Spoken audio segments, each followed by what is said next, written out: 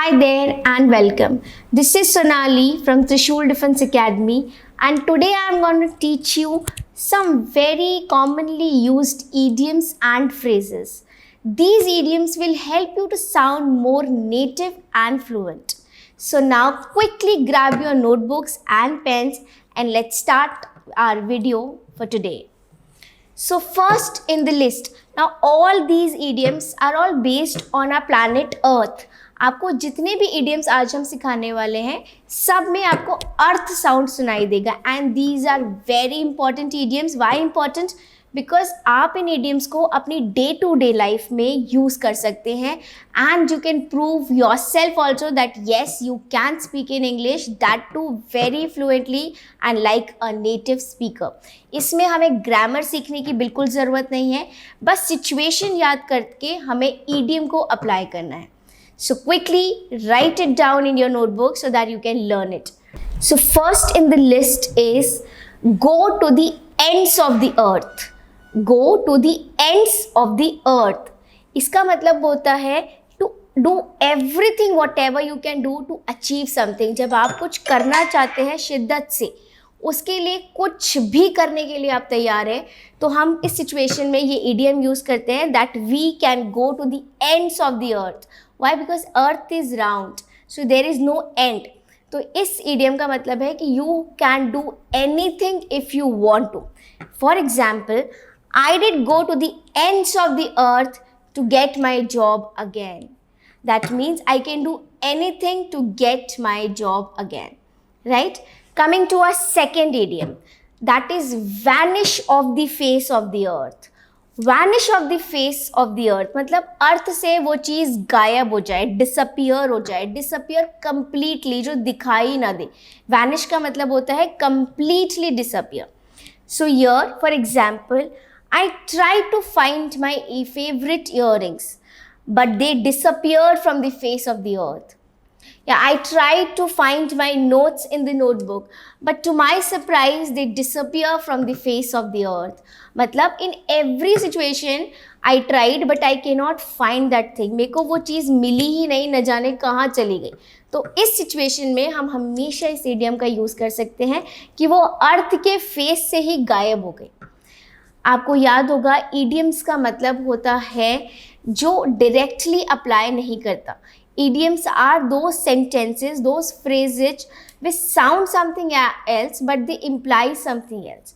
तो इसीलिए idioms learn करने होते हैं और situations में use करने होते हैं. Correct?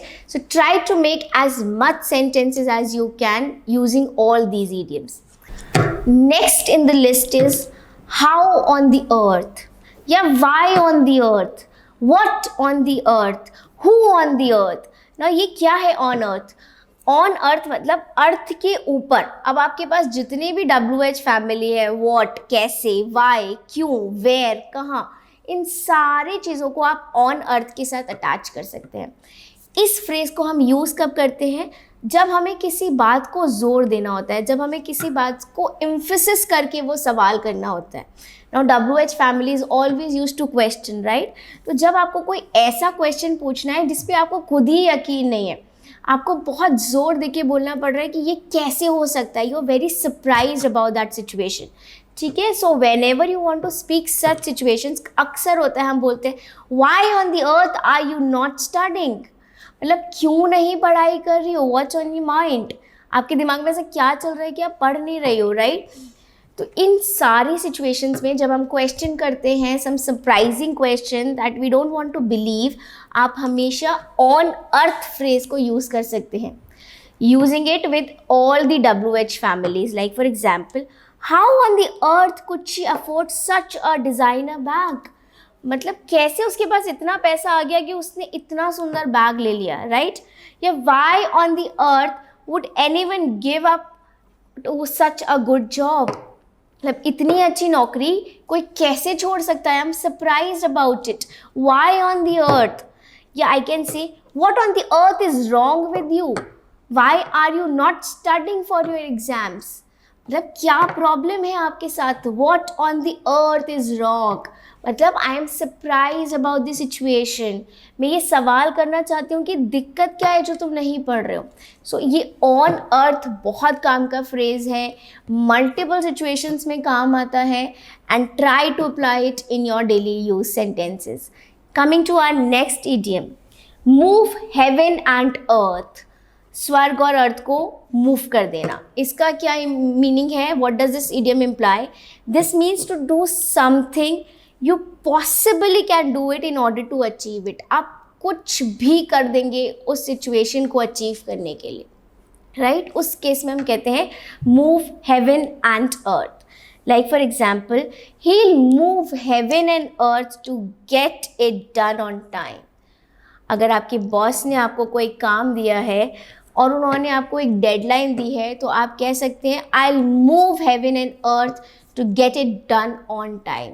मतलब मैं कुछ भी करूँगा, दिन रात जगूंगा, but I will get it on time, I will complete my work on time, right? तो जब भी हम मोर एफर्ट्स पुट करते हैं या we are doing something extra for our thing, कुछ काम के लिए हम एक्स्ट्रा एफर्ट्स पे कर रहे हैं, we can always use this idiom, move heaven and earth.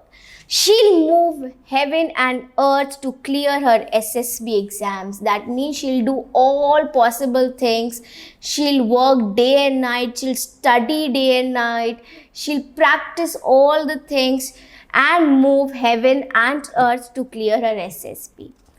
The last in the list is on earth. Now on earth, अभी हमने why on earth, who on earth भी किया था. Now this on earth can be used even in the negative situations. जब हम कोई negative statements को emphasis करने की कोशिश करते हैं, तब हम इस on earth का use कर सकते हैं. Like for example, nothing on earth would persuade me to go with him. मतलब कुछ भी हो जाए, कोई भी आ जाए, भगवान तक आ जाए, but nobody can persuade me. Persuade का मतलब कोई मुझे मना नहीं सकता इस बात के लिए कि मैं उसके साथ शॉपिंग पे जाऊँ, right? So I can say nothing on earth could persuade me to go with him. या why on earth didn't you tell me about all this things. So जो हमने ऑन अर्थ पहले किया था, ये नेगेटिव सिचुएशंस के लिए भी यूज़ हो सकता है एंड पॉजिटिव सिचुएशंस के लिए भी. जनरली जब हम क्वेश्चन करते हैं तब हम इस फ्रेज का यूज़ करते हैं. सो आई होप कि ये सारे इडियम्स आपको बहुत हेल्प करेंगे. अपनी डेली लाइफ में इन इडियम्स को यूज़ करिए. Only then you will be able to sound like a native and you will remember all this things. हम कितना भी जॉट डाउन कर लें, but you will remember English only when you imply it in your language. So please comment in the comment section more such sentences on the same idioms and let me know for more things you would like to have in our spoken classes. Thank you. जय हिंद. जहां बनते हैं देश के गौरव, India का एकमात्र ऐसा coaching institute जहां कैडेट्स को ट्रेन किया जाता है आने वाले डिफेंस एग्जाम के अनुसार. अगर आपका भी सपना है भारतीय सेना में शामिल होकर देश की सेवा करने का, तो आज ही ज्वाइन करें त्रिशूल डिफेंस एकेडमी.